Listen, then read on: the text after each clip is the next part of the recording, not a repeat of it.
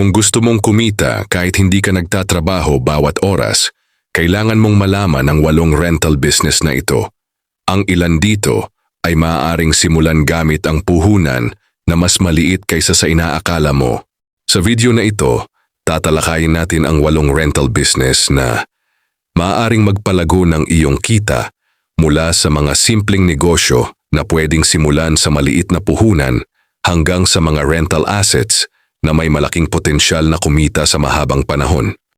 Manood hanggang dulo dahil ang isa sa mga rental business na ito ay maaaring maging susi para makabuo ka ng karagdagang kita at mas mapalapit sa financial freedom. Simulan na natin. Ang una ay ang apartment or boarding house rental. Isang matatag na rental business na nagbibigay ng tuloy-tuloy na buwanang cash flow mula sa mga nangungupahan. Bukod sa regular na kita, may potensyal din itong tumaas ang halaga sa paglipas ng panahon na nagdaragdag sa iyong kabuuang yaman. Ang malaking bentahe nito ay ang pagkakaroon ng regular na buwanang kita. Habang nababayaran ng mga tenant ang renta, maaari ring tumaas ang halaga ng iyong property sa paglipas ng panahon na nagbibigay ng 2 benepisyo, cash flow at capital appreciation. Bagamat nangangailangan ito ng mas malaking puhunan sa simula, maaari itong maging matatag na pinagkukunan ng passive income sa mahabang panahon kung maayos ang pamamahala at pagpili ng mga nangungupahan. Pangalawa ay ang car rental. Ang car rental ay isang negosyo kung saan kumikita ka sa pagpapaupa ng sasakyan para sa personal, pangtrabaho o pangnegosyong gamit.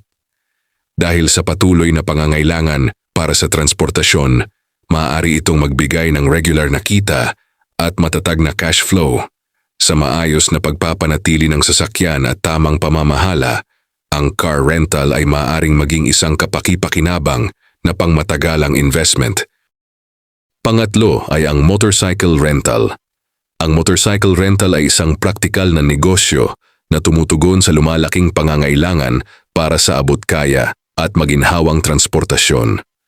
Patok ito sa mga turista, delivery riders at mga individual na nangangailangan ng sasakyan para sa panandaliang gamit.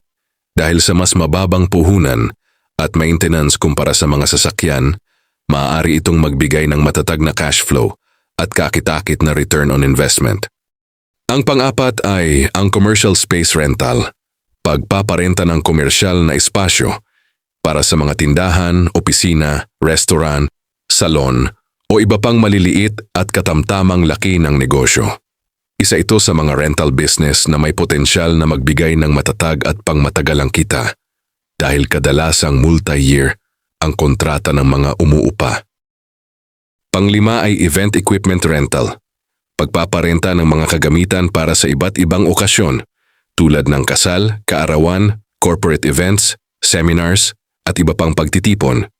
Kabilang dito ang mga tent, mesa, upuan, sound system, lights, projector, stage equipment, at dekorasyon.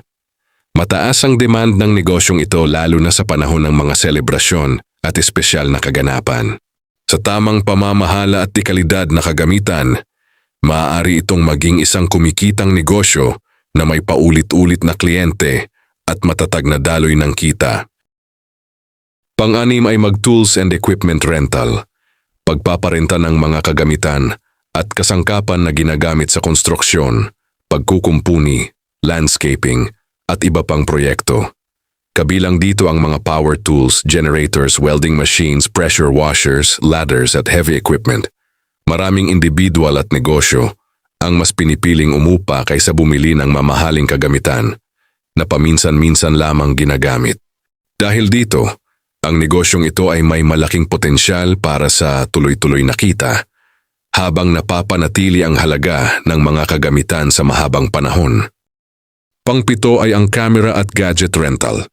Pagpaparenta ng mga camera, drones, laptops, projectors, tablets at iba pang electronic gadgets para sa personal, professional o pangnegosyong gamit.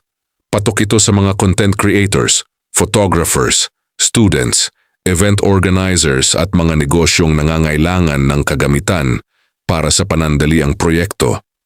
Dahil mataas ang presyo ng mga modernong gadget, Mas praktikal para sa marami ang umupa kaysa bumili. Sa wastong pag-aalaga at regular na pag-upgrade ng kagamitan, ang negosyong ito ay maaaring magbigay ng mataas na kita at matatag na demand sa lumalaking digital economy. Ang panghuli, ang vacation rental ay negosyo kung saan ipinapaupa ang bahay, kondominium, villa o apartment sa mga turista at biyahero para sa maikling panahon. Mataas ang potensyal na kita, lalo na kung nasa magandang lokasyon, malapit sa mga tourist attractions, beach o business districts. Maaari itong ipalista sa mga platform tulad ng mga online booking sites upang mas maraming customer ang makakita at makapag-book. Mahahalagang paalala, suriin ang demand sa inyong lugar. Isama sa plano ang maintenance, insurance at posibleng pagkasira ng gamit. Magkaroon ng malinaw na kontrata at patakaran sa pagrenta. Paano kumikita ang ibang tao kahit hindi sila araw-araw nagtatrabaho?